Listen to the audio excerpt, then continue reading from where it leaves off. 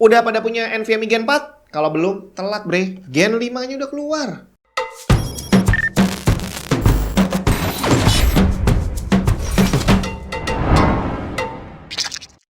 Kayaknya 144Hz udah hampir ketinggalan deh. Soalnya sekarang monitor gaming 165Hz udah murah bre. Asus TUF Gaming VG249Q1A. Gaming monitor 24 inch Full HD dengan refresh rate maksimum 165Hz. Gaming experience kamu bakal semakin memuaskan dengan Asus eLMB untuk response time yang lebih cepat, shadow boost, serta FreeSync Premium dan G-Sync compatible. Mau dipakai buat PS5 sama Xbox bisa juga. Selengkapnya cek link di bawah. Harga komponen udah semakin murah, terutama RAM DDR4 udah nggak ngotak murahnya. DDR5 juga udah sangat murah ya dibandingin beberapa tahun yang lalu. Termasuk SSD juga sama. Jadi saya ingat banget Gen 4 pertama yang saya dapat itu 500 GB masih saya pasang di situ. Itu harganya sekitar 2 jutaan waktu itu ya. Dan sekarang untuk dapat Gen 4 yang 1 tera itu udah bisa under 1 juta. Luar biasa turunnya. Nah, sekarang Gen 5-nya udah muncul. Secara harga memang masih lumayan mahal. Dan mahalnya itu ya hampir sama kurang lebih seperti Gen 4 waktu pertama kali keluar gitu ya. Nah, tinggal gimana secara performance-nya. Seberapa kenceng sih SSD NVMe yang sudah menggunakan jalur PCI Express generasi kelima? Saya jelasin sedikit. Jadi jalur PCI Express itu ada banyak. Ada yang cuma satu jalur, PCI Express kali 1. Ada yang 4 jalur kali 4. Ada yang untuk GPU itu 16 jalur kali 16 gitu ya. Nah, PCI Express generasi keempat, satu jalurnya itu punya bandwidth sekitar 2 GB per second. Jadi transfer datanya ya sebesar itu maksimalnya 2 GB. NVMe menggunakan 4 jalur. Jadi kalau NVMe Gen 4 kali 4 itu artinya dia adalah generasi keempat menggunakan 4 jalur PCI Express. Jadi jalurnya ada 4 dikali 2, totalnya bisa 8 GB per second. Maksimum. Itu adalah kemampuan jalur PCI Express-nya. SSD-nya nggak semuanya sanggup memanfaatkan 8 GB. Ada yang cuma 7 untuk yang kelas menengah ke atas gitu ya. Ada yang cuma 5, 4, 3. Pokoknya tergantung kastanya, tidak semua bisa memanfaatkan jalur PCI Express secara maksimal. Nah, untuk Gen 5, dia punya bandwidth 2 kali lipat dari Gen 4. Jadi satu jalur PCI Express Gen 5 itu speednya bisa mencapai 4 GB per second. NVMe pakai 4 jalur. Dikali 4 berarti maksimal 16 GB per second. Kenceng banget kan tuh? Tapi ingat, itu adalah kemampuan jalur PCI Express-nya. SSD-nya beda cerita bre. Jadi kalau misalkan SSD ini bisa memanfaatkan jalurnya secara maksimal 16 GB per second, itu berarti kalau kamu transfer data 50 GB itu cuma butuh waktu sekitar 3 detik. Kalau kamu pakai SSD SATA yang bandwidthnya cuma sekitar 500 MB per second, itu butuh waktu sekitar 2 menit, 5 kali lebih lambat ya. Dan kalau kamu pakai hard disk, itu bisa butuh waktu 10 menitan kali ya. Bayangin, 10 menit pakai hard disk dan pakai ini 3 detik. Gila, cepat banget nggak tuh? Nah, sekarang kita coba tes. Ini ada satu NVMe Gen 5 dari Crucial T700. Di sini tertulis speednya 11.700 MB per second.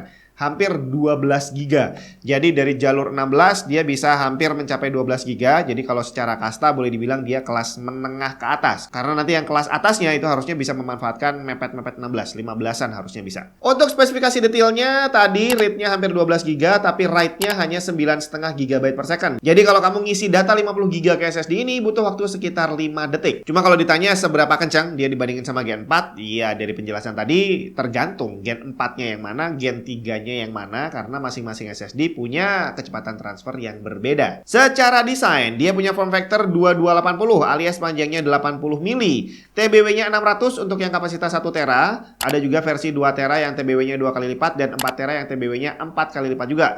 Garansi resminya 5 tahun. SSD ini dijual dengan harga 4 jutaan, kurang lebih sama seperti NVMe Gen 4 kelas atas waktu awal rilis. Dan ini adalah harga SSD dengan heatsink. Jadi kalau di motherboard kamu nggak ada heatsinknya atau kamu nggak punya dan tidak berencana untuk beli heatsink third party, ya sudah, kamu wajib beli SSD ini yang pakai heatsink. Kenapa? Karena panasnya tinggi banget kalau nggak pakai heatsink. Nah, untuk teknologi NVMe dia sama seperti teknologi PCI Express pada GPU, dia backward compatible. Jadi kalau kamu beli Gen 5, terus kamu pasang di slot yang Gen 4 ataupun Gen 3, dia tetap akan terbaca dan bisa berfungsi dengan normal. Cuma kecepatannya akan terbentur, dia akan maksimalnya ya sesuai dengan jalur yang tersedia. Jadi walaupun dia dibilang bisa 12 GB, kalau jalurnya cuma 3 GB, ya otomatis dia cuma bisa bekerja sampai 3 GB doang. Termasuk untuk NVMe Gen 5 saat ini hanya bisa digunakan pada prosesor generasi terbaru. Jadi Intel generasi 13 atau Intel generasi 12 itu kalau nggak salah cuma yang versi desktop yang bisa support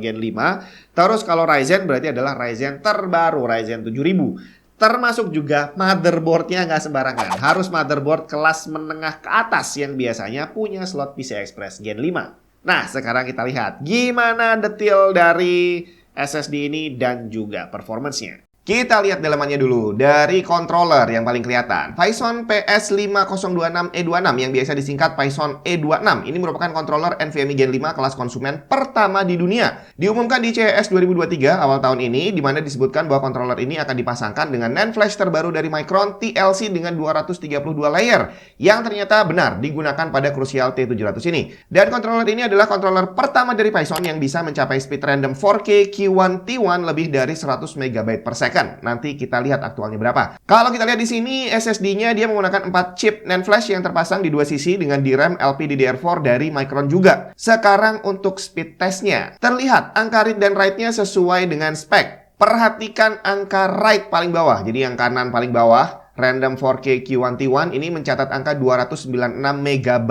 per second, sesuai dengan klaim bahwa ini adalah controller Phison pertama yang bisa dapat speed lebih dari 100 MB per second. Sedangkan untuk temperatur tertinggi tercatat dia mencapai 77 derajat Celcius hanya dengan tes yang singkat ini. Dan ini adalah dalam kondisi SSD-nya menggunakan heatsink dua sisi yang cukup tebal bawaan dari SSD-nya. Jadi kalau heatsink motherboard kamu cuma selembar plat metal, apalagi cuma bagian atasnya doang, kayaknya lebih baik diganti aja kalau pengen jalanin NVMe Gen 5 kayak gini. Dan sebisa mungkin cari heatsink yang dua sisi, karena tadi kita lihat NAND flash-nya ada di dua sisi. Kebanyakan motherboard heatsinknya cuma sisi atas doang yang kena. Jadi perhatikan, karena panas dari NVMe Gen 5 ini tinggi banget bre. Dari hasil tes ini bukan cuma Phison yang menjadi controller NVMe Gen 5 pertama di dunia.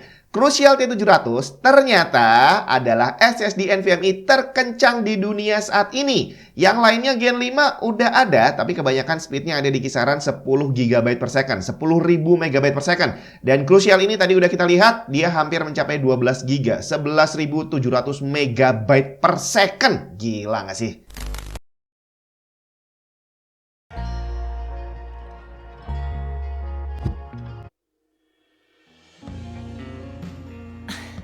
A fellow survivor.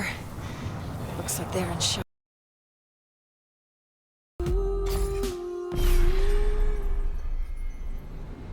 I need to go straight home.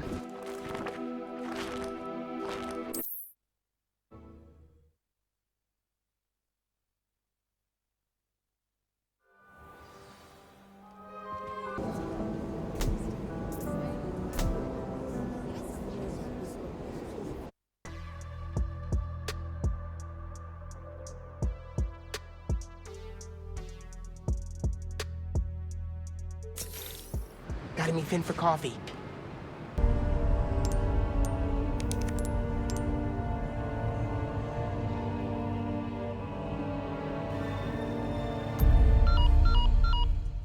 Yap, itu tadi Crucial T700 yang secara raw performance memang luar biasa kencengnya. Jadi kalau kamu pakai untuk transfer data, potensinya besar sekali untuk bisa transfer data super kenceng. Cuma kalau untuk keperluan gaming tadi udah kita lihat, ternyata selisih loading time-nya antara ini dan Gen 4 dan Gen 3 sekalipun ternyata nggak terlalu banyak.